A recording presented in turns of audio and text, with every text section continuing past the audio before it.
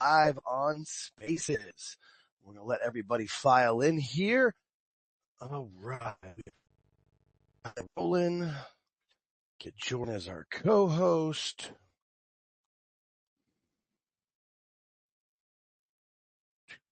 Hope everybody's doing well.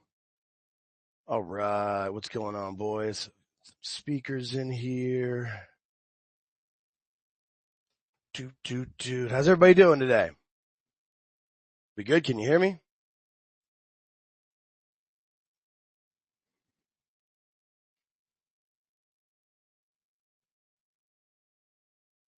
Hello? What's up? All right, perfect. Just making sure it wasn't my headset issue until I hear somebody in, Yeah. Good to go, Jake. Cool. Perfect. Thanks, guys. I appreciate it. With Spaces, it's kind of weird how it comes in. It never really knows. So there's George. I was waiting for him to come in to make him a co-host. What's up, Chris? Oh, shit. What's up, Don? Trying to make you a co-host, George. Here's your Then I'll get you in. How you holding up, Jake? I'm great, guys. How is everybody doing today? It's Sunday. We don't have to deal with the AEW crazy pay-per-view. We don't have to deal with the pre-show. So how's everybody doing? George, what's up, buddy? How are you? I'm great, man. I've been looking forward to this all day.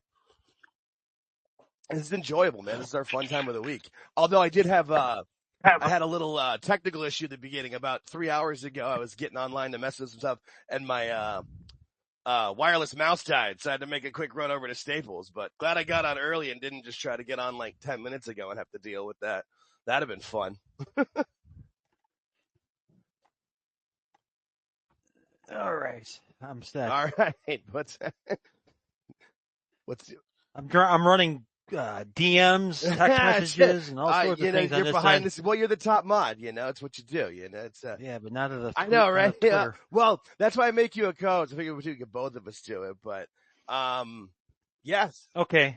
I did have a special guest pop up. So. From the Squared Circle Maniacs podcast, half of the crew is here. Don Wayne has joined us today. Nice. I saw him come in. I still remember him coming in and being passionate about stuff. That's what we love around here. I saw Chris. I let him in. Pretty much we got our normal crew here. We got Daniel, we got Lincoln, we got Sam. We got a whole bunch of fun people in here today. It should be fun. Yeah, appreciate the invite, man. Thanks, guys. Absolutely. Yeah, we're here to have a good time. I feel like Spaces gets a bad name because people just kind of let everybody yell at each other, and everyone's, a big giant everybody goes with the immediate personal insults. It's like we can have differences of opinion. It's fine. Not everybody's going to like burgers from the same place, but we can all at least, respect other people's opinions and have a good time and, voice yours. So that's what we're here to do. It was funny. Don's first question to me was, what kind of format you guys have? I'm like, yeah, we don't have so much of a format. Here, look, dude, you just talk. I abide by a very few set of rules. And rule number one, man, is don't be a dick for no reason. If somebody comes at you, be rude. When people are just automatically rude to service staff or somebody who's just trying to do their job, or I was at the grocery store the other day and the grocery store, because I live near downtown, they moved the liquor into a specific spot and you got to pay for that in its own area. And this guy's yelling at the 16-year-old clerk at the counter like he has control over it. This guy's screaming at this kid. I'm like, dude. And I was the next in line. I'm like, bro, it's not your fault. I'm like, you're cool, man. You can see the kid I've been here for 6 weeks, man.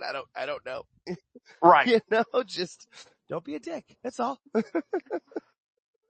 So Don, I have kind of a question for you to start things off here. Sure, man. What are you thinking about the TKO WWE ticket prices over at WrestleMania, and what do you think they're going to do to change it maybe next year? They really have gotten out of hand. There's no way around it. It's just some greedy overall bastardization going on in this company.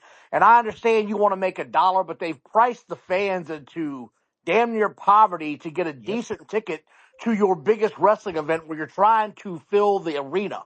I get it, they've got 100,000 people showing up. It's not like they were hurting, but you're getting away from your everyday gotta watch it fan base, in my opinion. It feels like you're more or less catering to people who might just show up because it is an event.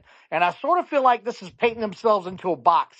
I understand people paid for it, but there's always a catch-22 anytime you get something like this going on, right? You could eventually price your fans out of the market to where I'm just not going to show up and I'm not going to watch anymore because you just cost me an arm and a leg to, let's face it, this WrestleMania build-up, it's not been great. It's not been a huge WrestleMania build-up. You might get a good show here and there, but the overall product, for my opinion, has just really been lacking in the past several shows.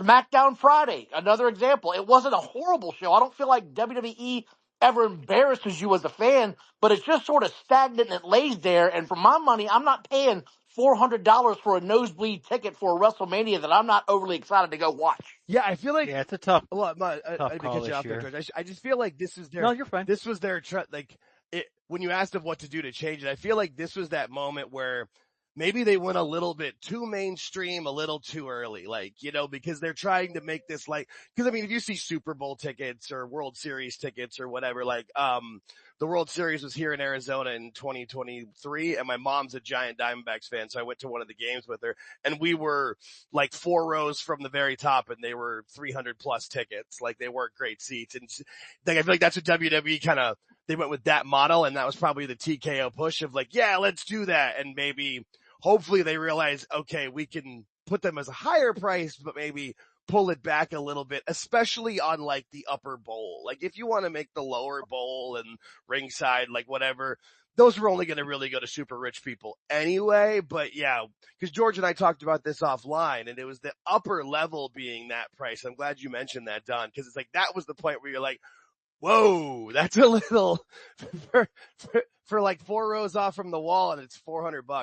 That's where I feel like the disconnect is, to me at least. They've hurt the common fan big time. Don was saying that, and I agree. Yeah.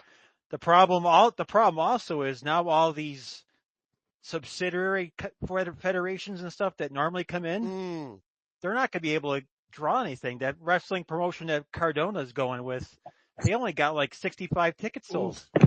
Yeah, I didn't think of that part. That is a good point. There's a lot of other things that people just can't afford. Vegas ain't exactly a cheap city. No, and the hotels are known for doing the price raises. They will absolutely, base it off of demand and they'll raise them and they'll put them through the roof. And then the food and all of that's really ridiculous. Never mind, WWE's got WWE World going the whole time and all those additional events and shows and things that people only have so much money. I don't care who you are. I mean, I guess the, when the famous fans, all of the people they show, they can't afford it either. Right? There's a point where, go ahead, Chris. Please. Yeah, I was going to say, I'm looking at prices just for hotels alone. And, right now you're looking at on the strip, either 166 to I've seen prices as for some of the nicer hotels, $400 per night. And that doesn't include the resort fees that they charge and everything else, or the food, yeah. The Ubers, drinks. Yeah. Yeah, even if you're a single guy and you're going with your buddies, it just, for the sake of argument, it's a single guy going to the show with my buddies for WrestleMania weekend. That's a vacation for a family, essentially, as far as the thousands of dollars you're going to have to spend for food, for lodging, for travel, for all of that. It's just gotten to the point to, it's beyond the pale now. The absurdity for the dollars they're chasing. If they just allowed the casual fan to participate, they'd have 70,000 people in this place right now and they'd make just as much money, in my opinion. Oh, I think you're absolutely right. And I feel like this is, and I'm glad George mentioned it at the beginning with it's the TKO influence, and it's kind of one of those things that when you're in those major, corporate situations, you got to have the give and the take. And I'm wondering what they'll bring to the table for next year for the Superdome of being look, we want to make this a more affordable on, like I said, not the lower level and the super expensive stuff, but they've got to put it in for, like you said, the casual and normal fan, the rest of us. Cause I live 4.5 hour, I'm a 4.5 hour drive from Vegas.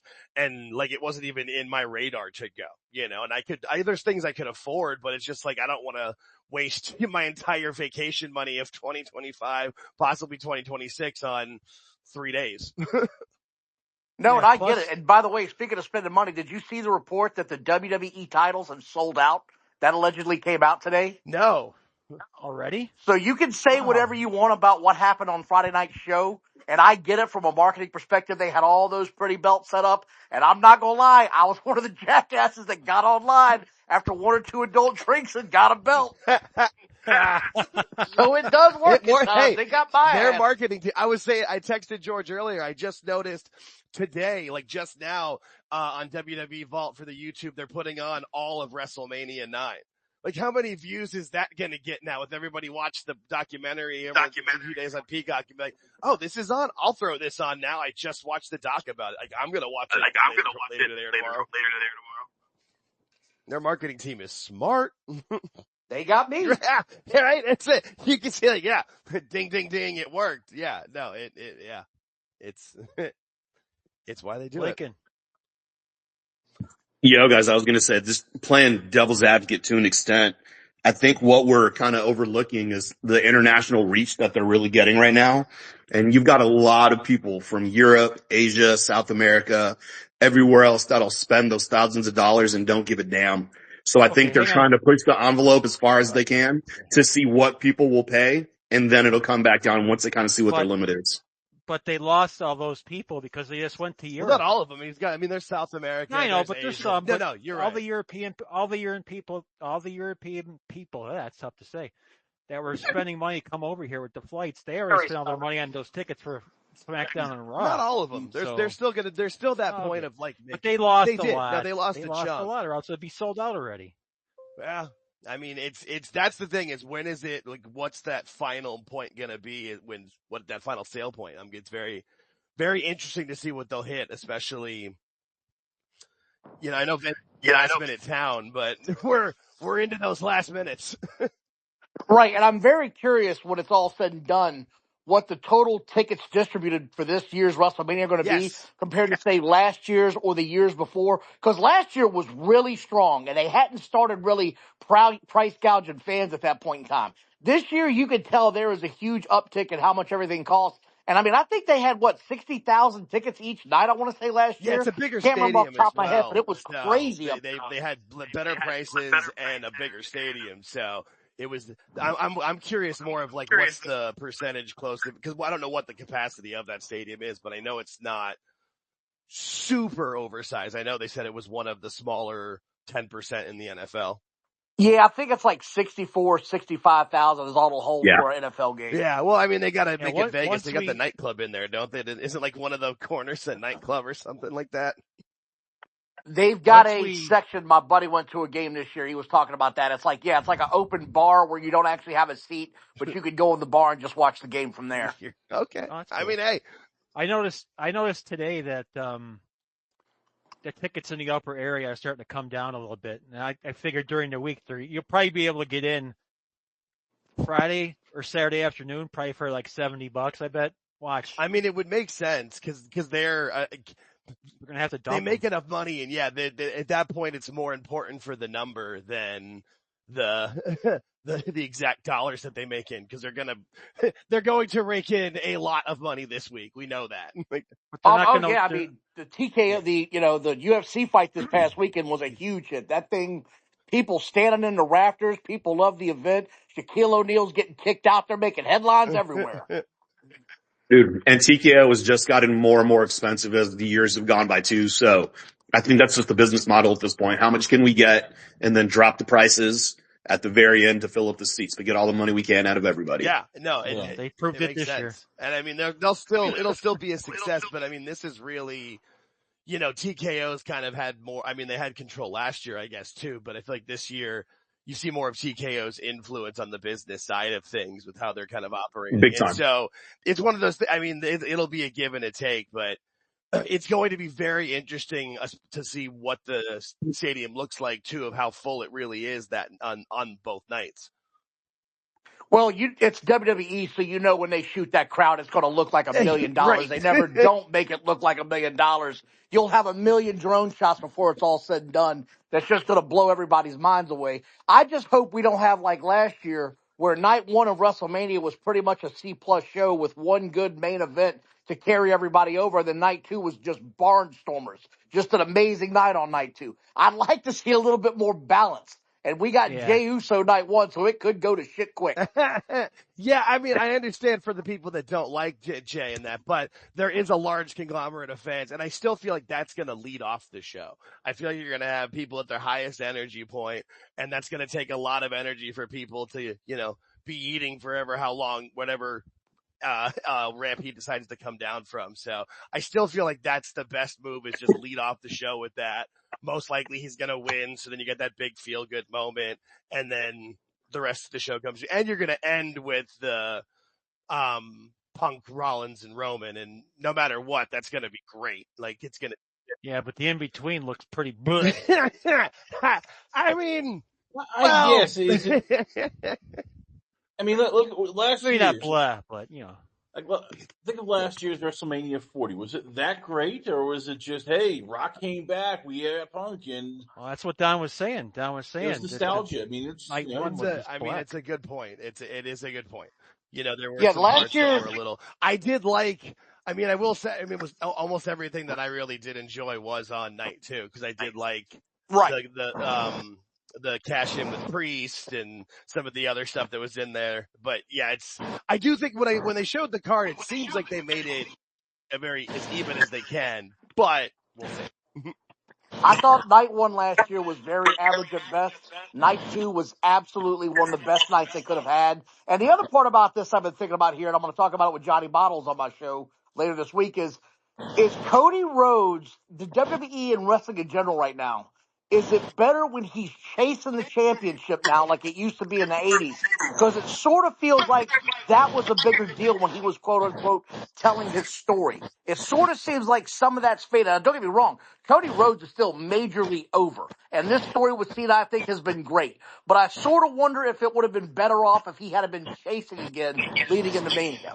I mean, you've got a point. Hang on really quick, guys. If you're not speaking, please mute yourself. There's a lot of background noise from folks. I will get to people. I've seen hands going up. It's going to take some time. We got a lot of different people in here for speaking. I will try to get to everybody as best we can. The first hand I saw up recently was Sam. So Sam, if you have a question, I will start there, and then I'm going to get to Lincoln and Chris. I see hands up. I'm trying to let everybody in. We got a lot more people coming in this time. So we're going to try to get to everybody though as best we can. Yep. I was just going to say my greatest memory of WrestleMania Night 1 last night had nothing to do with the actual show, because my fire alarm went off during the first match of the night on night 1. So I basically came back in at the end of that match and saw Punk come in. So I was pretty excited. But yeah, I mean, whatever happens, we'll see how night 1 looks. It's very much like the NFL draft, where, sometimes the first half of the first night of the NFL draft can be a little bit boring, and then about midway through, a bunch of trades happen and a bunch of crazy shit happens. There's plenty of room for overbooking and wild shit to happen in all of these matches. So I get you, bud. I get you. I mean, once it gets here, we're all going to have fun anyway. Yeah, so and I mean, that's the thing about it, is it's one of those things that I feel like it's definitely overanalyzed for folks, that we definitely, but that's what we do. That's kind of the thing about it. So, no, thanks, Sam. I appreciate it. And I see everybody trying to get into the chat and stuff. George, if you could kind of help me too, of like letting people become speakers, and so I can kind of talk to them. We got a lot more coming through. That's why I've got you as a co-host. Yeah, I'm worried. I get you, man. No, there's a lot more people involved. No, I'm going to make the statement that we have a guest. So well, I mean, we've got. My guest comes in, and then we kind of work people into it. Yeah, so I'm trying. I'm doing my best, folks. I see. I get it. No, there's people are chatting, people DMing me too. That's a tough moment because I got a lot going on. But Lincoln, you were the next hand that I saw up, and then I'm going to get to Chris. What's up, Lincoln? Hey, buddy, I was going to tell you, I think the thing that they just really need to care about and what they've been doing is just making one moment. I don't think they care about the card as a whole as much as they just want to make one thing stand out that everybody's going to fall back on. That I will give you. I feel like that's, yeah. And I mean that, that's kind of the world we live in now, you know, where everybody wants to have that big moment on have it go social, have it go viral. I mean, that's the Elimination Chamber. There was a lot of great stuff. There was a lot of cool things that happened throughout the entire show. And there was a lot of big moments, but let's be real. It all comes down to the John Cena heel turn. So, yeah. Well, I'll Please. be the argument on that Please, is that yes. I feel like I love it.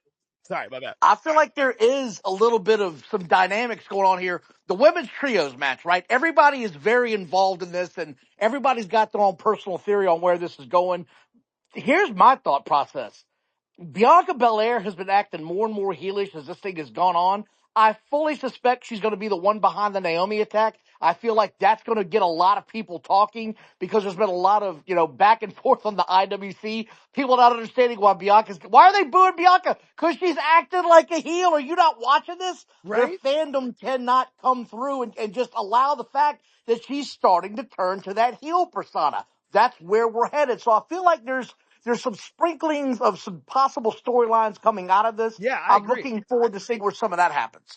No, I agree. I agree 100% on that one. No, 100%. No, I absolutely do. So, Chris, I think you were the next hand that I saw up. Yeah, I want to fight back slightly on what Don said about Cody. I think last year they screwed up Cody with. You look at who he won. He wins the title, man. It's like, okay, well, here's AJ Styles. There's no build, just AJ Styles, and then you get Logan Paul for a one-off, and AJ Styles back again. Then you got Solo Sikoa, who everybody was like, okay, well, Solo's not going to win because he's going to take on Roman. You get in between Kevin Owens and back to team up with Roman to take on Solo, and then we get Owens again. I mean, he hasn't had that sort of like big, sexy opponent like Drew McIntyre or Rollins again or Orton. It's been just like the B+ guys. So I think no matter what, this is a year where it's like, okay, it's Cody versus Drew because Drew's been the good soldier since 2019 and dealt with Vince. It's Cody versus Punk at WrestleMania next year. It's people want the big sizzle steaks, and right now it's been like, well, here's some popcorn shrimp. Yeah, no, that's a good point. But what Don was saying was, do you think he's better as a chaser? And I would agree with that because I always liked watching Dusty chasing back his father doing it. So I get where Don's coming from on that because I like when Cody's chasing too because it reminds me of his dad, and that's kind of cool. And I fully agree with that. I feel like moving forward, you're absolutely correct. I feel like he needed this good long title run with big defenses to prove that he could do it. You know what I mean? Because then moving forward, when he's chasing, you're not thinking like, oh, how's he going to get screwed? There's no chance he's going to win it. Or even if he wins it and turns it back over in a couple of months, it wasn't a big deal. Now he's kind of solidified himself, which is why I'm not sure how they're going to go between him and Cena for that match, which is great because I feel like he could lose it and still be the big story and be chasing it. Like Don said, that does make a lot of sense.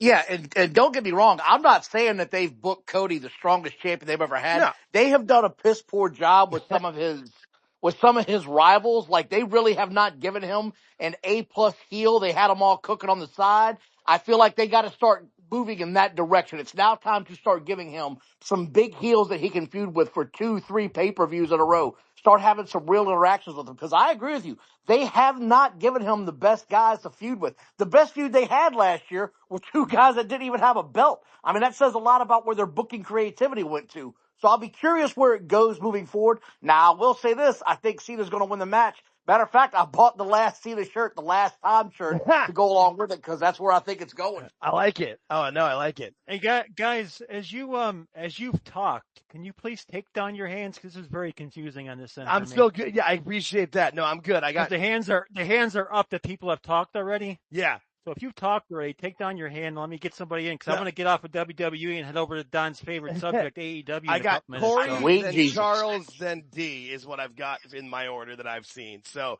Corey, let's do that, then head over to AEW. Perfect. Hey, I just want to give you guys a heads up. So I think TKO probably in the next year or two will go to dynamic pricing. That would make a lot of sense. That's why I see the pricing. That would make a lot of sense. To Don's point, I think Triple H is better at booking heels in the long run than having Cody chase, but I think he's 100 times. If you go back to NXT, he's 100 times better at booking heels than he is faces. Yeah, and I could see that being, and if Cody's going to lose, having it happen to Cena does make a lot of sense. So. Yeah. Well, and that way, he can go through all this hell. Cena's gone saying, hey, you'll never get another shot. And he has to go through all this crap to finally get another shot and everything like that. And he can get it back at SummerSlam or whatever. Yeah, no, that's it. Yeah, and the cat's kind of out of the bag because they're advertising Cena for the tour in Europe, I believe. Oh, that's the one that's going up before, what is it, Paris? I keep forgetting, yeah. Yes, Yeah, correct. Paris. So he's already advertised there, so that's sort of leading me to believe he's going to walk in there holding the gold. Would make some sense. I mean, it does make sense. Before he turned heel, I kept thinking he was going to do it through like Money in the Bank and do one of those like, I'm cashing it in at this show or whatever, but no, it would make a lot of sense. What's cool is that there's nothing that's like blatantly obvious where you're like, oh no, it's definitely going to be this. It's definitely going to be that. People can think what they think, but yeah. So, Charles, what's going on? I saw your hand up. Well, first time listener to your guys' Awesome. space. We're so happy to have you. And thank you. And I subscribe to both of you. So please say first time. Please say first time, long time. First time, long time. There you go. Thank you. I do have a feeling that whatever happens on night 1 is going to determine a lot of things on night 2. Like if Tiffany wins, I think John Cena will win. But if Charlotte wins, I think Cody Rhodes might win, kind of thing. That makes some sense. Oh, you struck a chord with Don on that one. Hey, no, I like it. Don, do you agree with what he said there? No, I totally agree because here's the thing. They always try to keep a balance of heels versus faces as champions, right? So you're not going to have all the heels have one side of the belt and the faces have the other side of the belt. You know what I mean? It's going to be an equal balance on both shows. So if you see Tiffany walk out with that title, man, if Vegas would take my money, I'd throw it down on Cena the next night. Well, maybe somewhere in like Turkey or something. So off site, in Minecraft. Istanbul. Yeah, Turkey. Yeah, no. All right, D, what's up? I see your hand coming up. How you doing, D? You're on mute if you're trying to talk. How are you guys doing? Hi, Jay. Good. We're always happy to have you. Hi, Don. Hello. Yeah. I just wanted to say hi. You guys talking about the WrestleMania card. I cannot wait for it. Good. I'm excited. No, I'm excited to it's fun too that there's so many different like watch alongs and things that people can join in on. And, that's going to be the fun of it too. It's, I'm really, really excited for it. So yeah, I just love Jay.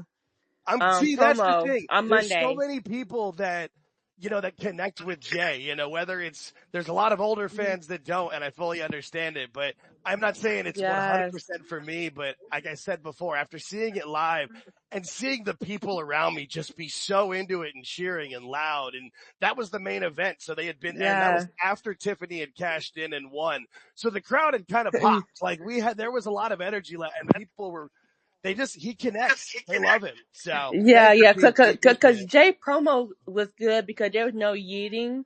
Yeah, he just cut and said, I wish I could pray for you and your family because you're gonna get it.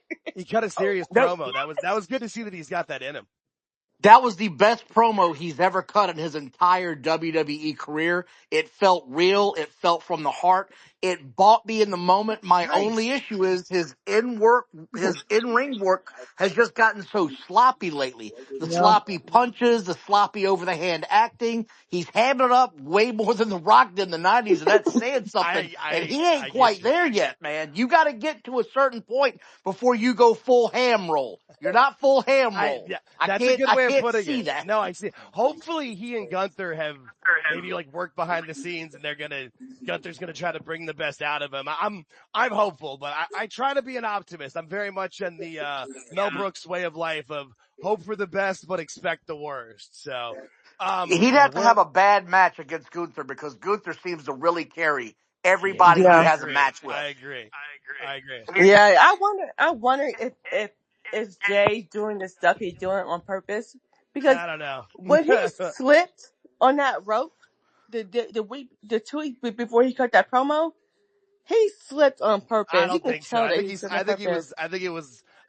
he's covered well because he's quick, but I know George wants to move on topics, guys. I don't want to cut anybody off real here, quick, but George wanted to move on topics. Oh, what's up? Real quick. The actual slip in the ring was on purpose. They built on the botch from the week before, so that's when they said, you're All right. losing focus. If you remember, they said, look, this happened. Don't run Yeah. away from it. Embrace this moment. We can use this. See, I looked at it more as being Yep. quick-witted to pick it back up, but I like it. No, that's cool. See, this is what we're here for. We don't have to agree on everything, but we can. I like it. You might have honestly, y'all changed my mind.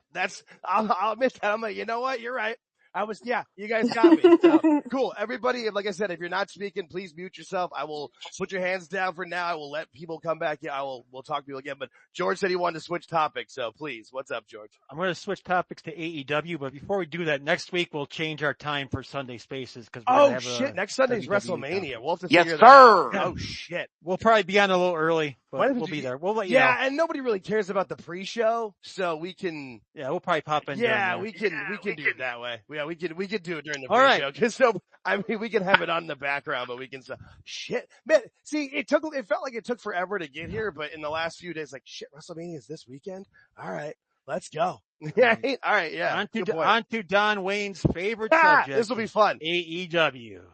I love it. Don. I've never talked to you about your opinion on the Death Riders and what's going on. So I'd like to hear what you have to say about this in less than 15 minutes, of course. No, that's fine. I mean, we'll do a kidding. quick overview of what I've seen. So Gotta I take your bought the time, paper. man. We're good. No, I bought the pay-per-view last week, right? I had my Amazon reward, so I spent $12.23 on that pay-per-view. That's more than And a I lot of their still fans feel pay. like I got robbed. I still want a refund.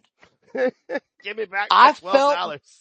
I'm not even kidding. I felt like I've watched 3 episodes of Dynamite in a row, and it's not getting any better. And I'm not going to refer to them as the Death Riders. I call them the Cracker Clan. Because if you're going to tell me you base this guy off of a racist movie from Australia, that's what I'm going to go with. The whole thing has sucked from day one. The chick beating up dudes, Moxley running around trying to be a cosplay Stone Cold, looking horrible, not looking like a champion. There's no belt. None of this from a wrestling perspective makes me want to tune in any longer. For the first time in a long time, this past Wednesday, I cut the show off when they opened up with Moxley. I said, let me get this straight. You're going to open up with your world champion after he just had a match on Sunday at the pay-per-view where he had all kinds of nonsense run-ins. This show is starting to feel, I don't know, man, I don't know how to put it, but it's repetitive on its face alone.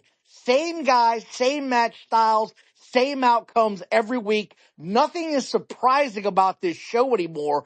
And the Cracker Clan is a lone example. And I feel bad that Pac hurt himself because he really did jack his ankle up. Ooh, so who the hell knows what they're going to do with that 6-man tag now? Oh, I really don't give a shit either. No. But I feel bad he got hurt yet again. Right?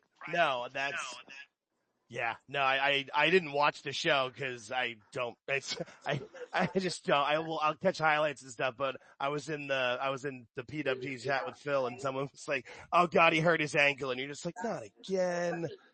Yeah, he snapped his ankle. Yeah. It wasn't. It looked like broke. Is Jericho like, oh no. Yeah. I heard things that, they might extend Moxley, title reign into a wrestling dream. I'm just hearing. Nah, it's gonna be All In. It'll be at All In. That'll be their big moment. But Okay. I mean that's what they hear. I see Fraxium's hand. Denisha, you've been pretty. Denisha, not to put you. I'm kidding around when I say this, but your inside scoop person you have isn't very good.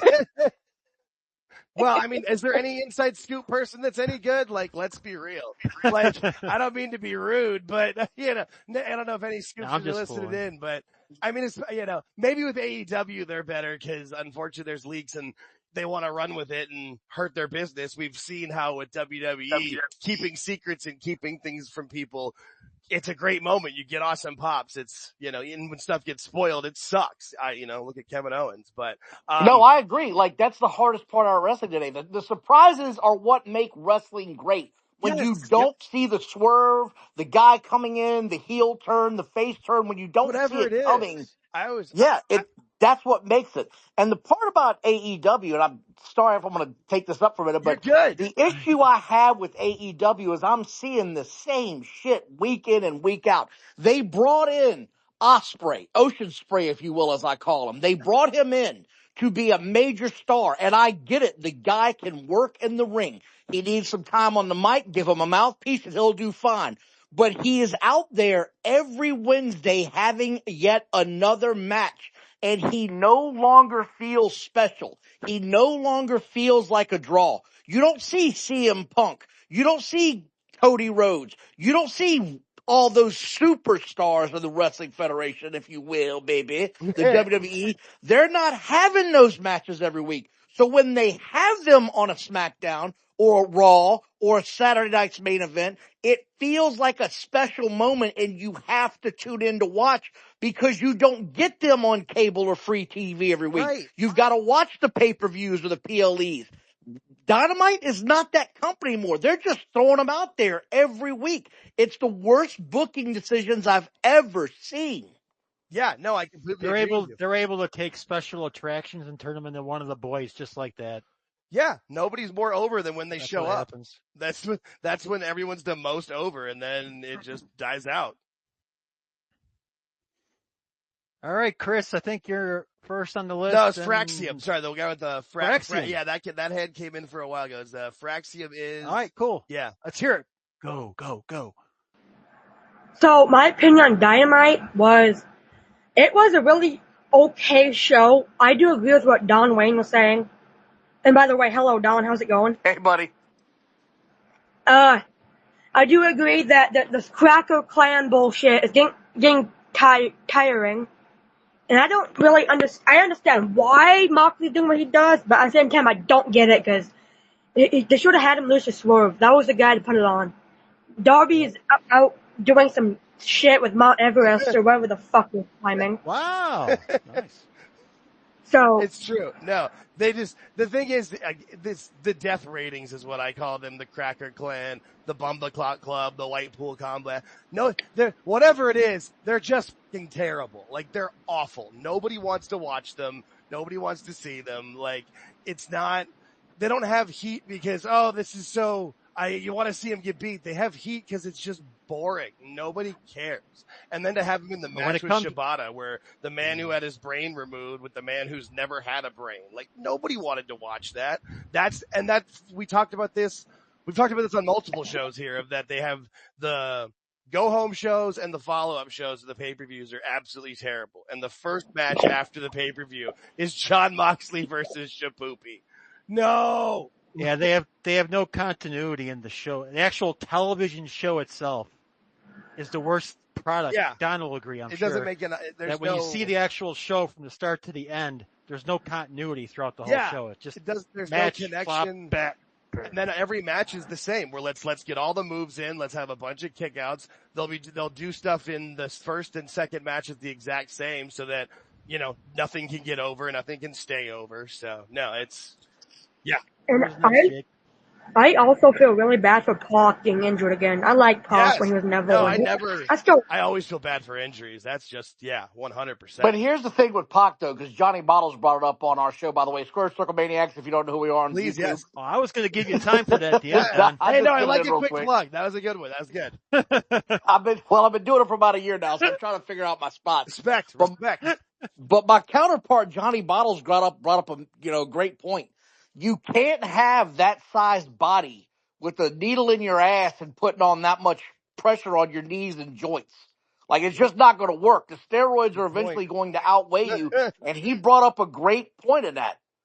Davey Boy Smith counterpart, right? Yes. I mean, that's what it was. He just got too big for his size. Yep.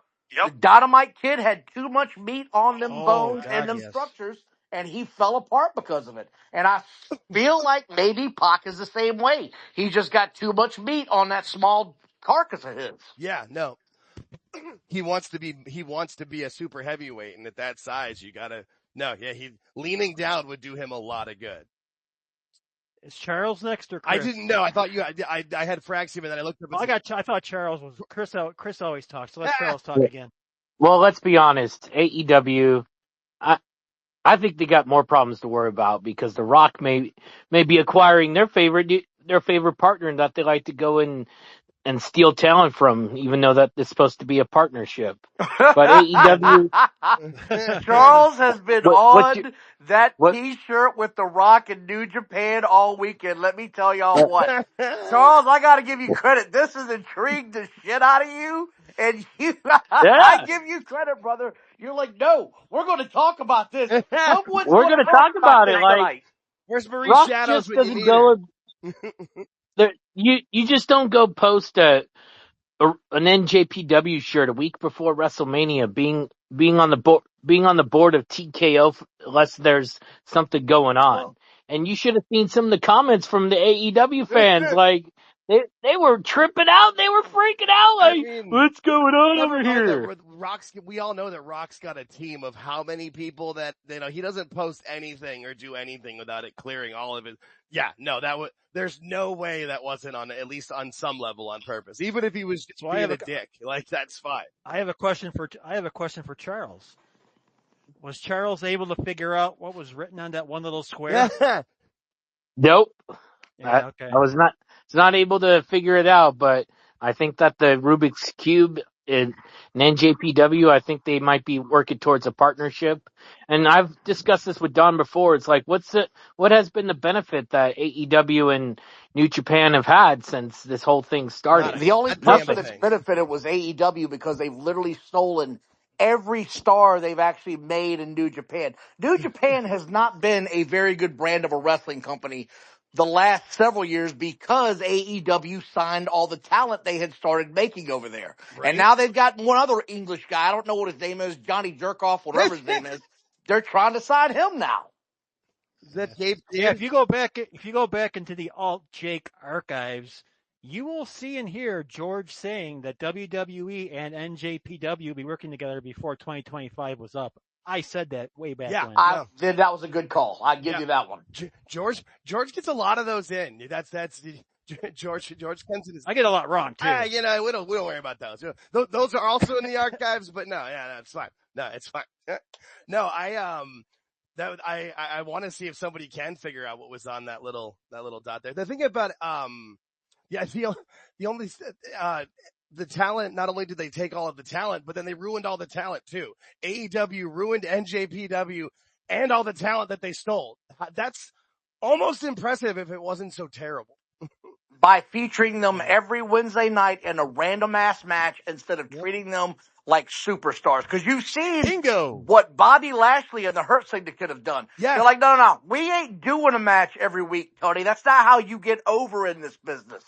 People know who we are. We are going to be stars for you. We'll have a match every now and then, but we're going to kick the absolute shit out of whoever you put us in the ring with. Yeah, I'm not going to have an 18-minute match with, Kip Sabian or Orange Cassidy or somebody else. And, they went the distance. They had the fighting spirit. Like, nobody cares. That's like that's definitely the key right there, Jake, what he said, though. It's definitely the key.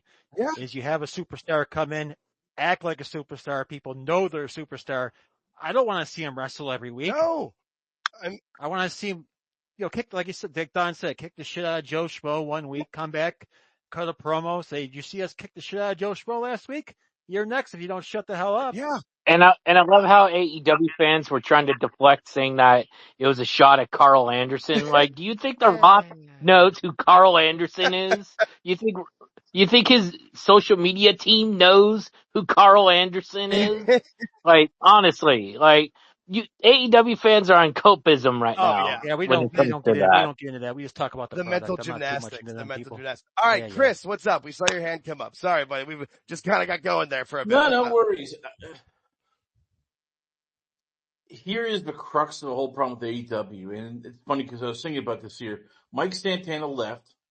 He is now in TNA, and him and Ali have one of the best stories going on. It's about, Santana's been open about, hey, I am an addict. I have had to, overcome drugs and alcohol. And Ali, who's playing this politician, whether you call it Trump or Kamala Harris character, is just needling him, trying to get him off the wagon, going, hey, you know what? You're an addict, which means you're going to self-destruct. I'm going to be there. I'm going to watch it. I mean, that is storytelling. That is, drama. That is two guys who we can relate to because, okay, well, this is what is in our real world. There's nothing in AEW. I watch that. It's like it's carny wrestling. It's over the top characters. Toni Storm, I cannot get into. She looks like a goof. She acts like a goof, and I'm sitting there like, okay, why should I care? Even Harley Cameron, who I like, comes across like a goof. I doesn't relate well. She's beautiful. She's talented, but they have just found ways to run these into the ground. And after a while, it's like, oh my god, I'm embarrassed watching the product. Yeah, no, I always think of Wardlow. Like, he had his greatest moment, and then they had him feuding with the stupid lawyer and a bunch of little security guards that nobody gave any shits about, and it just ruined him. And, like, from then till now, like, whatever happened, and no one's seen him. It's just Power bombed MJF 6-7 times and disappeared. Unbelievable. And no one, and was never heard from again. Unbelievable. Here's another one. Where the hell is Powerhouse Hobbs? He was on a roll for a couple of weeks and he's just suddenly disappeared again. Where the hell is Hobbs? Yeah, no, that's absolutely. We've said that a lot of times in the past 3 years, haven't we? Where the hell's Hobbs? Yeah, no, seriously. Sorry, whoever that was, you got to raise your hand to speak. We're not just there. We got a lot of people in here, so if you're not speaking, be muted and then wait till we call on you. We got like 75, 100 people in here. So, who was next? Fraxium or Don? You're a draw. Yeah, Don and Chris. Hey, I appreciate it. Everything brings visual and eyes to us. We appreciate. Well, I'm glad to be here, man. I got my haters though. Haters gonna hate because I'm just gonna. Fine. As long as no, not in here. Yeah, I say if someone, I have no problem muting and booting. I say it all the time. Like if people, Jake. Yeah. You want to tell people where they can find us? Absolutely. I was just going to say, if you look at the top of the spaces, youtube.com/@AltJakeTakesOn, we've got, we record all these spaces and I put them up in full form of like the 90 minutes that we do, but also I put them up in clips of anywhere from like 10 to 20 minutes. And so you can get them in small bites. And we also, George and I try to record at least one episode a week. We've just recorded and posted episode number 8. So we're getting pretty good. We try to run those between 30 and 45 minutes for now. We touch on as many, whatever hot topics we are. We try to review the big shows. We watch we read viewer comments on air. That's a big thing that we're trying to do. I've got a whole nice couple pages of those. So please, we want to be interactive. We want it to be fun. We're trying to be not so much like a complete, like over, optimist and positive world to space. We want to have fun with it. Too many people devolve into the JD from NY and just scream and yell and hate on everything. Like we want to crack jokes and have fun with it. So please come along, join us. Yeah.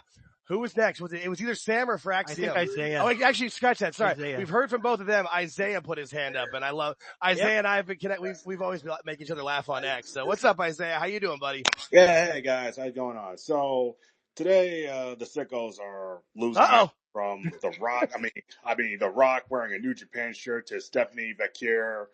The whole thing, like someone wishing death on her, like Jesus. Oh no. Christ. And not only that, so Stephanie just proved my point that the bidding war, it's all bullshit. Like, so yeah, the whole, she, in her interview, she said that that WWE and all that, AEW contacted her first. So the whole thing about the bidding war, like it's just complete bullshit. I mean, so if she wanted, yeah. I didn't mean to cut you off. I'm just saying she's the ultimate proof of, look, it's not about the paycheck that you're going to get at the beginning. Like, yeah, I'm sure Tony offers a giant, let's just for shits and giggles, let's say Tony offers you $1 million a year and WWE offers you 500,000.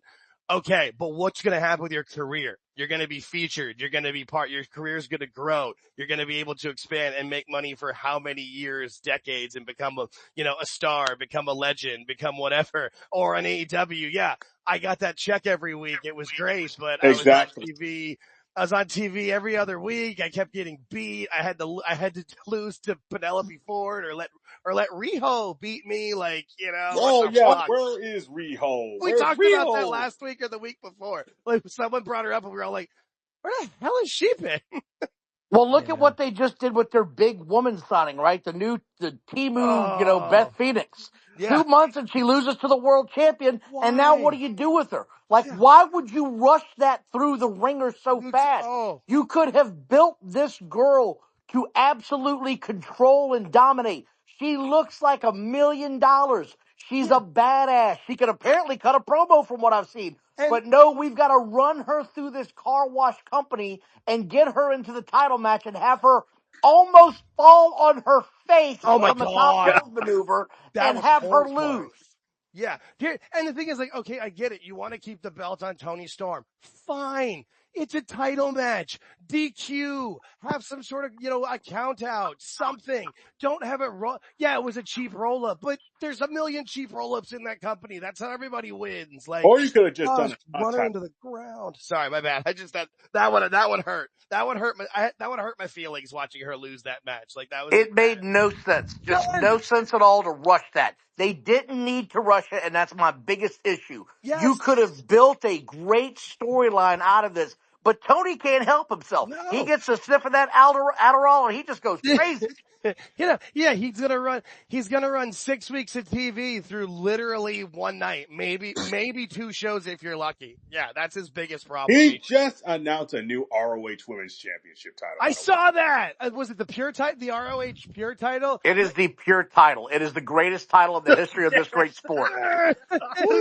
About time. I was waiting for something. Yeah, and Mercedes head pops up like a gopher, like whack-a-mole. She just looks at it like, that's mine. Like, Hey, Don, I am interested in what you thought about the whole thing with Hook and everything. Oh, God. So, I don't know if he was concussed. I'm not a doctor and I don't play one on TV. However, it damn sure looked like a severe concussion to me. He didn't know where he was. He didn't know what he was doing. And then they immediately give him yet another move. Even if the guy was just sick, that should have never happened. The wrestlers in the ring should have known not to do it. The refs didn't even check. They didn't even. Right. Here's my thing, right? It reminded me back to when the company first started where a guy was knocked out in the middle of the ring and he's still taking finishers. Oh, God. No. Like, it's amateur hour out there sometimes. The referees didn't even spot it. The ref didn't go in and check on him. They didn't sign the X, nothing. Yeah, no, that was, George and I talked about it on our most recent episode. We reviewed, and it was funny. Usually our reviews will last 10, 20 minutes. The Dynamite review, like 7 minutes. It was shit. Like, and that was mostly what we talked about though, just like how is Claudio supposed to be a professional at least? And he just picks him up and starts, no matter what it was, hopefully it wasn't a concussion. Hopefully he just was, super hungover or had some bad sushi or something. I don't know, but yeah. In Christ. No, that was atrocious. I was mostly disappointed with Claudio because he should know better. And then to give a guy that's throwing up a finishing move on a chair standing up on his abdomen. Okay. Yeah. No, I fully agree. Made no sense to me. I was disappointed. The only thing I can think of is Hook has got some serious heat in that locker room we don't know about. Holy shit, pal. You're taking this, puke it or not. Yeah, I think it's because they know he is out of there the moment whenever that contract runs up, I'm not sure if there's anybody who needs NXT more than that kid. Like, he just needs to be coached and moved and taught. And if he can take Taz out of there too, that would be great. Cause. Wait, he's still signed there? I thought he resigned. No, Taz was in the only reason I know that for sure is because and if you watch it, again, plug for the most recent episode of AltJake Takes On, but the picture that I got of Hook in the ring with the puke next to him, Taz is in the background at the announce table, like sitting right there. Oh, not only did they fucking do it, but they did it right in front of him. Like, if there's ever been a point of like this right here, like, isn't Barry Bloom his agent? Like, they've got to figure out a way if this gets me out of my contract, we're done. Like, this is over. I'm amazed. You got TV in front of me, and then you hit him in the head. Sorry, I lost it a little bit there because that really pisses me off. Like, come on. Injuries, like just, but it's the safest company in wrestling, guys. That's all they keep powering. And by the way, all right, let's move on to somebody else here. Hook needs to go to 2B, not NXT. He's got to start from the beginning. That's fine. Yeah. That's fine. The PC. The PC. All right. So I think we have Sam and then Fraxium came up, but I also, Sam and Fraxium, and then I see Mike Glass. Get some people having. All right, you're right. Yeah. Let me get Sam in. Let me get Sam in because he came up and then came back, and then we're gonna go to Mike Glass because I don't think Mike's ever been in on one of these yet. No. Nice. What's up, Sam?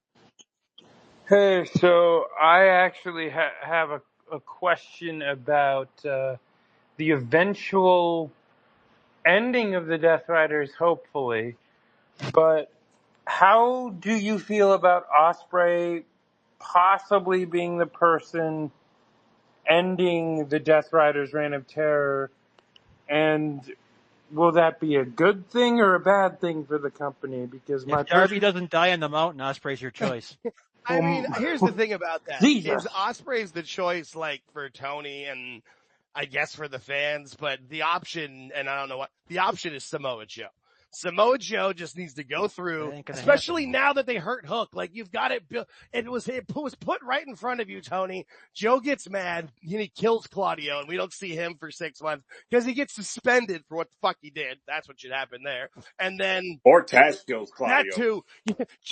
Joe like knocks him down, so then Taz can just put on the Taz mission. I don't know how much Taz can do lifting wise, but I bet you Taz can still choke a motherfucker if you put him in front of you.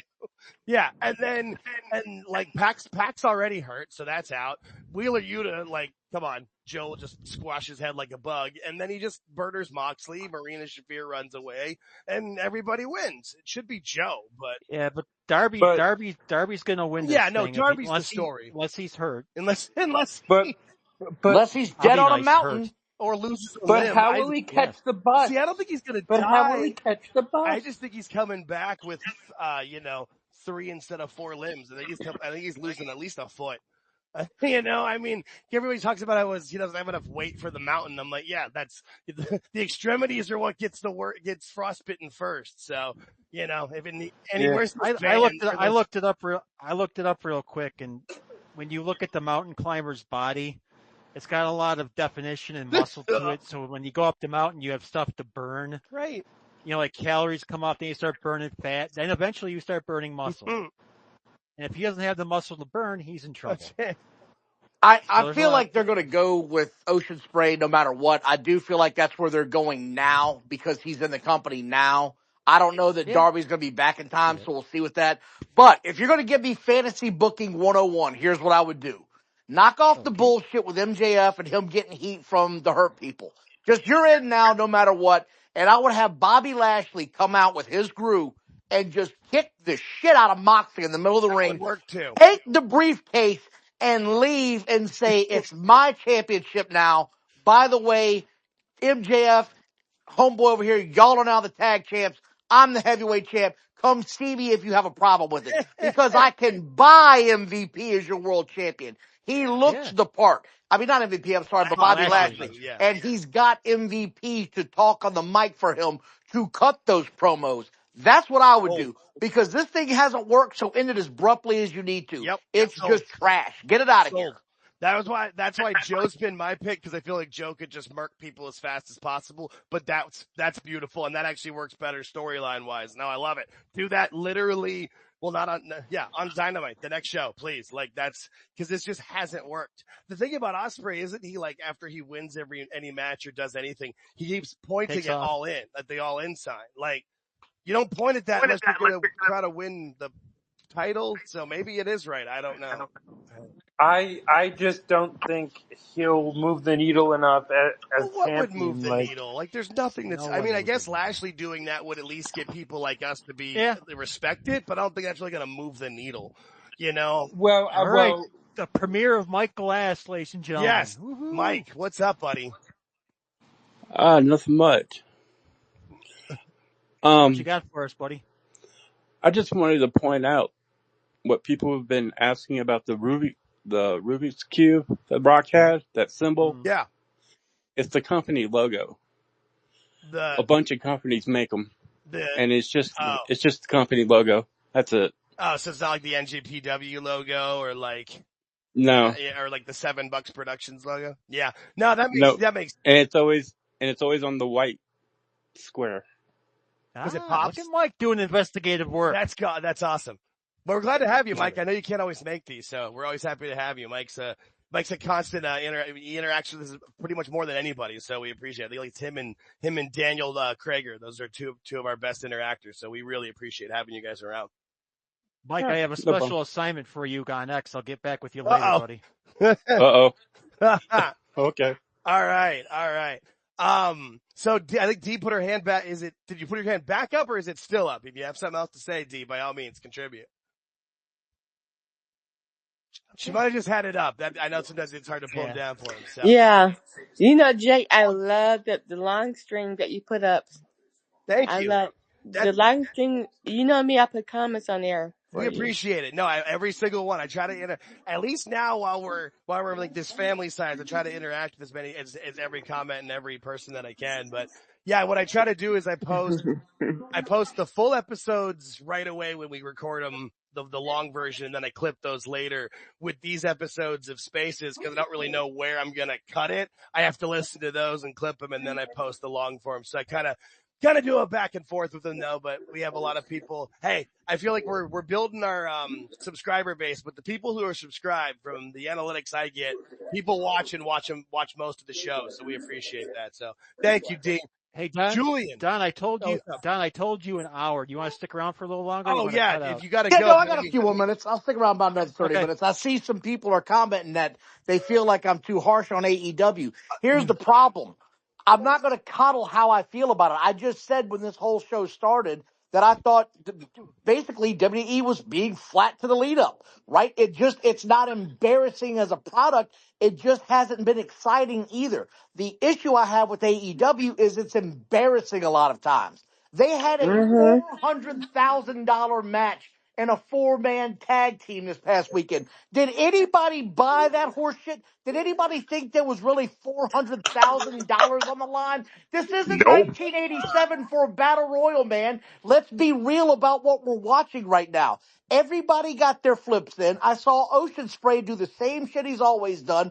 The Karate Kid did his same crane kick. That's the goofiest gimmick I've seen probably in 5 years other than those flamboyant dancing people on WWE. That's the other worst shit. Nobody wants to see that either. They're trash gimmicks. That kid, that was their big signing.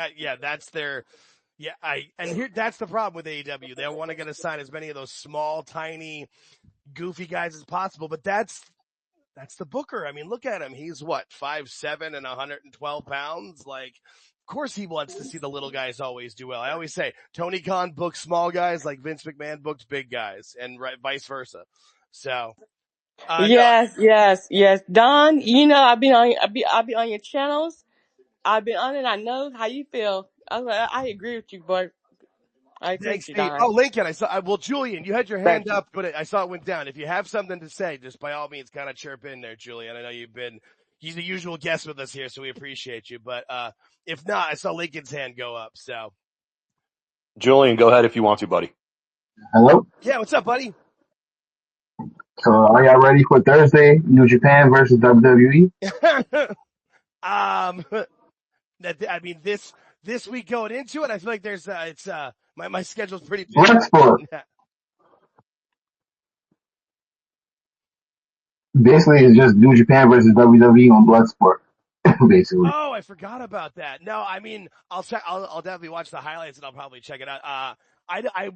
I wish I had more time for stuff like that, but I think it's really cool to see that WWE is letting their talent kind of go do those things. I think it's, especially for the people that they're letting that, don't really have a lot to do on television, but they're a good hand to have around. They do a lot of good coaching, you can see. So I think it's cool they're doing that. Hey, Don, we've touched on WWE, AEW. Do you take a peek at NXT at all, buddy? I don't watch NXT routinely. If it's a big show, I'll check it out. But, I just don't have enough time in my week to eat up all that wrestling. There's a lot. This is the other part that I really do enjoy about WWE being on Netflix. I can fast forward to shit that just doesn't really concern me or I don't care about. And this is the part that I think a lot of wrestling fans are having a hard time dealing with. I don't care about all the storylines in WWE. I really don't. Some of them grab me, some of them don't. I'll watch it if it grabs my attention, but that's what I mean about it doesn't embarrass me, but it's just sort of flat at times. So NXT is one of those deals where I can take it or leave it. If I know they've got a main course entree I want to dig into, I'm going to watch it. I'll watch it then. Yeah, no, I get you. I respect that because there's definitely the thing I like about NXT, one of the reasons I do watch it every week, although a lot of times I'll record it and watch it like Wednesday or whatever, but I like seeing the progression of people. It's kind of like you can see them. There's people that when they first start, you can see how rough around the edges they were, and to see their progression going forward. But yeah, there's definitely some storylines where like when those people come on, I'm like, oh good, I can go back to cooking or, take care of something else. But it's, yeah. NXT pay-per-views are great. Yes, Jake. I was just going to say their PLEs are almost always fire. Like Shawn Mike. And I will check those out from now and then, but I'm not going to religiously watch them. The one thing I will say that's been the best thing is now that Vince McMahon is gone, stop changing their damn names. Yeah. Thank God. Yeah, that's terrible, especially for like, cause even the casual fans will at least know the NXT stars, like when they're going to come up, at least what they were called, or, oh, I've heard this guy was this. And then, funny story. I was actually at the, main roster live debut of Max Dupree. That happened in my city where he was in the middle of the ring doing the maximum male models in the ring. And it was, you could just, the crowd, all of us were like, the fuck is this? This guy's LA. And like a couple people of us knew him, as Eli Drake from TNA. I didn't know much, but I'd seen like the Shoes of a Champion promo and enough things of it. And he's doing that. And everyone's just like, this is actually terrible. And within weeks, he would move off it. But yeah, I will never forget Max Dupree because I saw him live and in person. I'm one of like maybe 8 crowds that saw that in person. Woof. It wasn't good. It wasn't like a thing to be proud of, but we've seen it. All right, Lincoln, you up next, buddy? Yeah. What's up, Lincoln? Guys, no, I was just going to say, to go back a second, what I was talking the other day, what I was talking to Jake the other day about, AEW doesn't care about the story. Even Will Ospreay said it in that interview that I watched. The match is the story and nothing else matters. And that's not a formula that works. No, they're proving that every week. And Will Ospreay is the prime example because like when we were last week on this show, we did a preview of each of the matches, and like both Phil and I, our preview of the Ospreay match as well. He's going to do everything he can do, and one of those moves will get the win, and this Kevin Knight kid will technically look great, I guess, but he's gonna lose, and he's gonna lose clean, and why? Then they're gonna have like an 18-minute match that, Ospreay saves nothing. Nobody in that company knows anything about the law of diminishing returns. That's really what it comes down to. It's the law of diminishing returns. We're just gonna do everything we want to and move from there, and that's it. And have anybody watched Evolved yet? I've caught little bits, but I haven't watched it now. I haven't watched a lot just because similar to what Dom was saying, I haven't had time. But what's cool is I've been able to like put it on and kind of skip through different things if I. Exactly. I love Zeta Steels and Joe Cappuccino. Oh my goodness. Some of those are going to go a long way. I'm like, I have been enjoying Evolve. And it's a great, I don't know where you guys all find the time for. Well, a lot of stuff you could put, because it's on streaming, you can, like for me, I throw it on. I forgot about that. Yeah, like if I was cleaning up or trying to do something. So a lot of times I'm not watching, but I'm listening and catching parts of it. But it's the closest thing that you could have in today's world to the territories. Of actually having a place where people can go work in front of a live crowd and, improve and, to pardon the pun, but evolve. It's one of those things. It's just, there's nothing, as great as the PC is, and it is wonderful and they need to have that and people can work out in there. Every person who's ever done this will tell you there's nothing like working in front of a live crowd. And that's why even with WWE not doing as many main roster house shows as much as they used to, the NXT kids, they do, I think they call it the coconut loop or something funny like that, but they do smaller shows in Florida where they do high school gyms or YMCAs and stuff like that. And that's great experience. And you can see it in a lot of them where, at least the ones who pick it up, guys like Trick Williams or Lexis King, where, I mean, when Lexis King was still Brian Pillman, like he's still rough around the edges for sure, but you can see like, oh, he actually can take coaching and he's getting better. So no, I really I enjoy it. So. Yes. I like to watch Evolve before I watch AEW. Oh yeah. No, I'm not watching AEW. Gonna be good. I'm like, let me watch Evolve. Don, are you good still? Or you gotta go? The one thing that Cody Rhodes said that really got my attention a few years ago was that he was disappointed that the AEW house shows weren't being continued because he said everybody needs work in the ring to get better at their craft. And I think that's why you're seeing so many guys and gals stay longer in the NXT shows because those house shows are getting cut out now, and they really do need that extra time to learn how to work in the ring. There's people I wish they would call up from NXT now. One of them being their world champion. I wish they'd call up the NXT champion, but they still feel like he needs work. So I'm not the guy behind the ring. I'm not the guy behind the ropes. I don't know what's going on back there. If they say he still needs work, I'll believe them. Yeah. Well, and it's one of those things that at least he's getting constant main event time, and he's getting time each week where, there's not going to be any loss in the shovel. And what's cool about NXT is they really are like anytime not that I watch a lot of the CW, but every time I see the CW, there's a commercial for it or an ad, like they're being heavily promoted. And so, it's kind of cool to be that early in your career and being the face of a network. Cause Obafemi's great. I feel like Trick's going to go up sooner, but Braun Breaker's the prime example of why it's not the worst idea to keep somebody in it. Cause he was in NXT. Everybody was saying he was there a year too long, but he's come up and not missed a beat and been amazing from day one on the main roster. And it's probably because of the work that he got in NXT. So, there's, right. It's one of those things. I'm with you. Where I'm not the one in control. So I'm going to let until they start fucking up or stumbling. Hey, they're doing it right for my eyes, because those guys come up and think, he's ready to rock and roll. You can clearly see that guy is going to be the future of that company. I have no doubt he's going to lose the Intercontinental title here soon, because he's going to get that major league push coming up real soon. Yeah, no, it's funny. When I first saw him, I kept saying WrestleMania 45 main eventer, and then I was like, maybe it's 44, maybe it's 43. And he's the future of that company. And the feud that him and Jacob Fatu eventually have is literally going to feed generations. Like, that's like, holy shit, that's going to be an amazing. When they finally, and they'll keep them separated for a while, have them have those moments and rumbles or different things. But whenever they pull that trigger, shut up and take my money is what I have to say about that. I agree 100%. I can't wait to see that. Right? Like that's one of my favorite things about the product nowadays. You can kind of see, someone said it earlier about where they think of matches that can go with, Cena having different things. It's like, there's a lot on the table of like, oh yeah, that'd be a good feud. Oh, that'd be great. Oh yeah, I'd watch the hell out of that. People. Yeah, there's so many ways they can go that they've touched on. The wrestlers have quote unquote touched. They've crossed paths, and you can see, okay, we might still get this. Like, we still haven't seen Punk and Cena have that moment again. And God, I hope, if nothing else, we at least get that match one more time. Because for a brief moment in the mid-2010s, that entertained the hell out of me. Oh yeah, that was good TV. What back is it? then. 2000. It was the one thing, and Money in the Bank. That was the one thing in that era that was good. No, you can go, George. My bad. Sorry.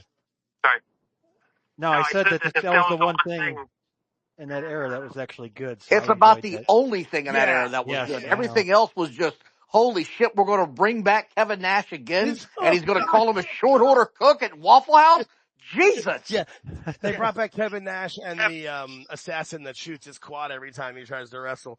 I think I was saying that it's Money in the Bank. I feel like it's 2011, that Chicago match where he, keeps the title and runs off and everything. Like, that was one of the reasons to have the WWE Network for me back in the day. It's like, that match could always like this is why I love wrestling. Sometimes TV's, cause back, in 2016, 17, 18 shit was terrible. It's like, this is why I enjoy this. Not for what they're doing now, but you can have these moments of glory. And that's one of the reasons that I feel like a lot of people that bitch so much about the current product, and while there's things that aren't great with it, at least we're not going with what we used to, where you're just like, well, you know what? I'll say this much. At least we're not getting fucking zombies. Yeah. Or guest hosts on Raw. That was, I think, the worst period of time was the guest host on Raw. Don, you're about my age, right? I'm 59. You're close to me? I'm close to you, yes. Okay. Classic wise, I know, I can tell by obviously listening to you talk, you're a Dusty Rhodes fan. Oh yeah, baby. Yeah. Favorite Dusty moment? Oh, it's honestly, for me, it's the promo, Hard Times. It's the greatest thing you've ever seen. I loved it in the moment as a kid. I love it now as a man. It got everybody up in arms. It always pissed me off though that the Dusty finish just got old. And that's what I don't want to see happen again. every now and then it's good to have a dusty finish, but they just overused the hell out of it in the 1980s and the NWA and WCW and Crockett promotions to the point that fans started turning on it. That's why he left. Yeah, no, we were talking about that with the AEW I had to get an old show. school question there for you, Don. I knew you were in the ballpark there. But we can still tie it right into the modern day, because when we were watching AEW Dynasty, George even brought it up. He's like, look at the crowd. The crowd is starting to look towards the entranceway, and they were looking to the other way because they knew the death ratings were going to come out from the crowd, and because they know someone's going to come out and do a run-in. Like, a run-in's coming. Let's go. Dun, da, da. Like, everybody knows it's. And when the crowd starts looking to the aisle, you've lost the crowd. Yes, it was happening not only in multiple matches, but their main event specifically, and they tired them out because every single match went 5 to 10 minutes too long. So by the time the main event went, it was past midnight, and they were beat up and tired. Who the hell's ready to do another show from that point? And the other point that I want to bring up is some of these bookers, and I'm talking specifically about Tony Khan, it would probably do him some good to go back and look at how some of these old angles were worked back in the day in any federation you want to talk about, in any territory, and try to figure out a way to make that a modern angle and lead it out for a couple of months instead of just a hot payoff the next pay-per-view. It would do him a lot of good. I know he claims he's a old school guy. Yeah. He loved all that shit. But it seems to me like he just burns through new talent like it's a hot tamale. He's just got to get it in and shit it out. He just knows the finishes, Don. He just knows he has no idea what happened previous to the finish. He just knows the last part of the story. That's the problem. Yeah, I mean, and you could see it. You could see it in every match and how he does it. You can see the finish, but you forget about the 6 months in front of it, and it means shit. Well, it's because they don't want to put in the work. I mean, that's the company from day one. Instead of putting in the work and building themselves up and focusing on putting on a good product, they immediately were like taking shots at WWE from day one. And it's like that should never have been the focus. And no, it shouldn't. There's only one room for one Khan in professional wrestling. That quote will go down in history as his death speech. He literally went on camera in front of Tony Schiavone and everybody else and literally was like, I'm the best one around here. It made no sense to do it then. Nope. 7 years later, it still makes no sense. What were you thinking, kid? Yeah, because he thought Nitro from day one was like the 83 week started. It's like, no, they had to build it up. Because we all remember, at least the ones of us who are old enough, that first year of Nitro was pretty brutal. It wasn't a good show. It didn't get good until Scott Hall showed up. Like they were promoting, Blood Runs Cold and Glacier, for God's sake. Like it wasn't like it was. Hey, easy on Glacier. I'm just saying, like they weren't going to be the cool show that was going to win for 83 weeks. But from day one, Tony just doesn't want to put, and that's back to him being a spoiled rich kid. He just, I don't have to put in the work. I was born on third base. I'm just going to walk in. Like that's how his brain works. And unfortunately, that's how he runs his company. And that's how the stories go. Like, this is going to be the start. This is going to be the finish. What happens in between? Oh, who cares? They're going to love it. No, they're not. No one's going to give a shit. Agreed. Yeah. It's just what it is. It's bad, but it's the truth. Don, you want to hang with us for about 10 more minutes, or you got to go? I was going to say, we've been rocking and rolling here. I got about 10 more minutes. Perfect. I think that's probably about what we're going to do anyway. We try to keep these at around 90 minutes, give or take. That'll work. Yeah, awesome. So, what do you have anything else, George, or what else you got for us? Well, since we've mentioned AEW a few times, I'd like to get Don's opinion. Can this be fixed, Don? And if so, how? No, it can be fixed. You've got some guys in this company that can wrestle, but here's my thing. They need to understand not everything has to be a 25-minute marathon on Wednesday nights. Get in a couple of moves, wow the fans with a move, and move on to the next product. You've got to build storylines. And like you said earlier, Ocean Spray's comments of, we tell our stories in the ring. That shit don't work, pal. I got news for you. What sells the tickets is the sizzle. Yep. The steak is really nice. Everybody remembers WrestleMania 3 and the Macho Man and Steamboat having the match of the night, but Hulk Hogan and Andre the Giant sold the tickets. Yep. You can say whatever you want about that show.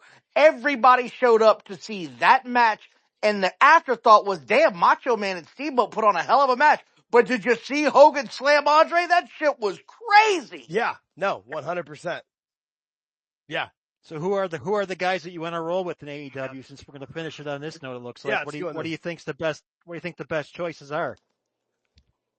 Like I said earlier, the Hurt Syndicate.